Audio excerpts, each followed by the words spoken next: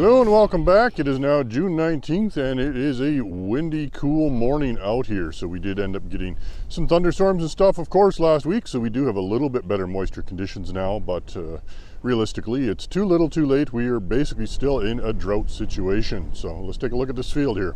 This dryland wheat, you can see kind of at a distance, looks pretty good overall, but it's just a trick of the angles. Once you actually look at it down the rows, you can see just how thin and small it is. So this wheat is now in flag leaf stage. There is the odd head starting to emerge, and you can see just how thin and small it is. I mean, there is going to be a crop here, but it's not going to be a whole lot, I'm afraid. Here you can see we have a little bit of yellow looking canola. This is chemical drift that has come out of the cereal field just to the north here. It looks like potentially an infinity drift, just judging by the whiteness that we're seeing. We're seeing some bleaching and stuff going on in here, so interesting to see. Of course, it's too windy today to fly the drone to get a better overall aerial image, which would show us definitive drift patterns. But you can see it's not the only issue in this field either. We have some gophers.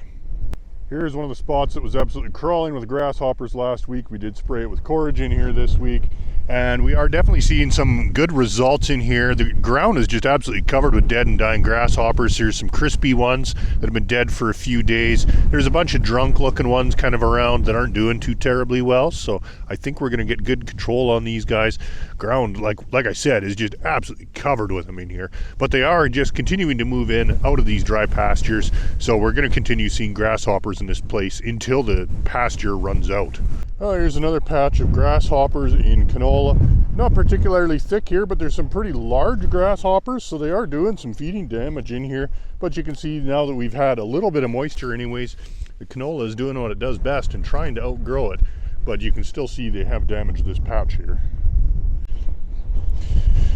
Dryland peas this week are just starting to flower. You can see like across the field basically we're just starting to bloom. We have picked up a little bit of height since last week when we got that moisture, so hopefully we will see some better growth in here soon, but if the moisture doesn't all blow away anyways.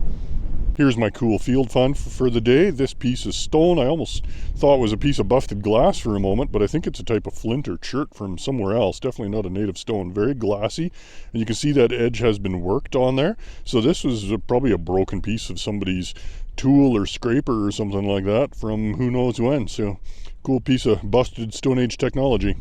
Well, we're about 5 days post thunderstorm now, so a lot of these acres did get a decent amount of rain.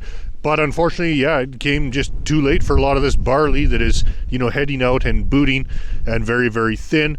I'm not seeing a whole lot of new tiller formation, although there is the odd one here and there, so that might turn into a mess later on in the season. We will see. But look at all this kochia that is emerging here. So this kochia is definitely going to have a chance to get enough light to come through that canopy and really cause a problem later in the season. That kochia could well be 3-4 feet tall at harvest time and still dead green when the crop is mature and ready to combine. So we'll have to take care of that with a pre-harvest operation before combining. Now that we have canola in this bud and bolting stage, and as you can see there is a few in here just starting to flower, it's time to start talking about fungicides. Now on dryland canola, the disease we're typically the most concerned about is Sclerotinia.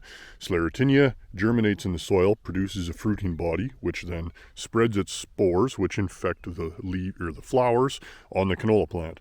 So one of the big determining factors as to whether you're going to have an issue with Sclerotinia or not is have you had moisture roughly 3 to 4 weeks before flower timing to allow those spores to have produced fruiting bodies in the ground. In this case, in a lot of this area, we have not had any moisture hardly at all in the last month and a half. So the likelihood of high disease pressure from Sclerotinia on dryland is very low. However, it could still potentially blow in as spores from neighboring irrigated land. So something to keep in mind. Well, this field of irrigated spring wheat is doing okay. It was kind of on the edge of that hailstorm and it did get beaten up a bit. For the most part, it was just in flag leaf stage. The heads were kind of still protected down in the stem, so they should be okay. However, we'll see how badly bruised they are as they emerge.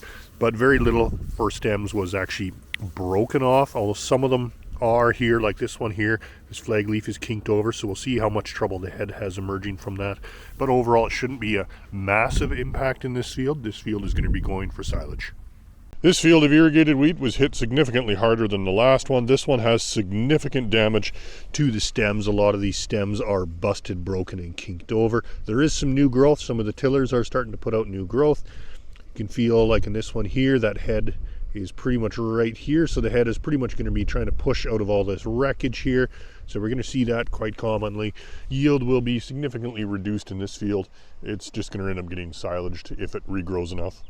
Canola up at Carmen Gay is certainly looking a lot different this week. You can still see we had some, on-time emergence with some larger plants, some of which are even bolting and starting to flower. However, now since we got that rain last week, we have finally gotten good emergence, and we actually have a really good stand of canola that's coming up in here now, all at cotyledon stage.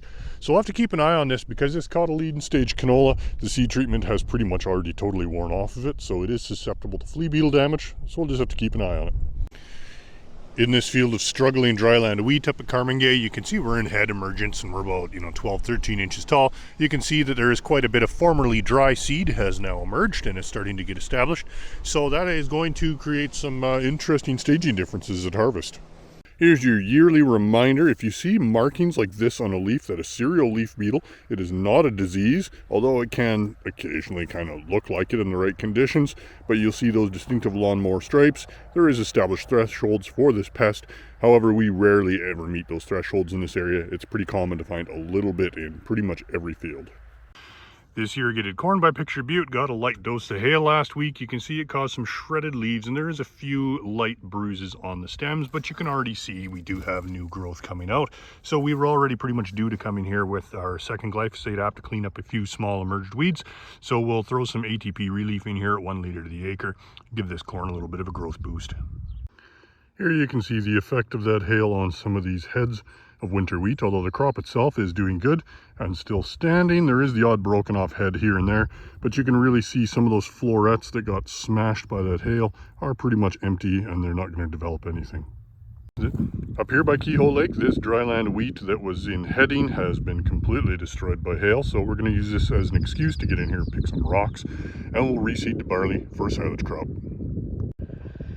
Rock picker's doing a pretty good job. It's probably going to take him a couple days to cover this section, but you can see there is still a few small rocks kind of here and there, but compared to the unpicked area, doing a pretty damn good job. I'm pretty happy with that.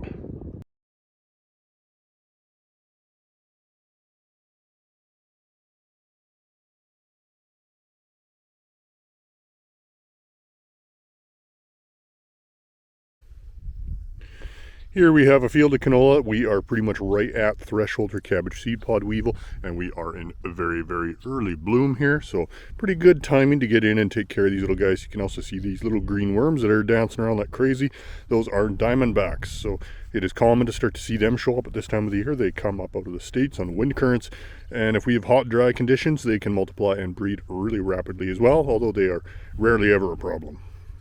This crop of dryland canola down by McGrath is looking absolutely fantastic. It had really good emergence and pretty good growing conditions so far. You can see just how nice and thick it is. It is progressing perfectly on schedule.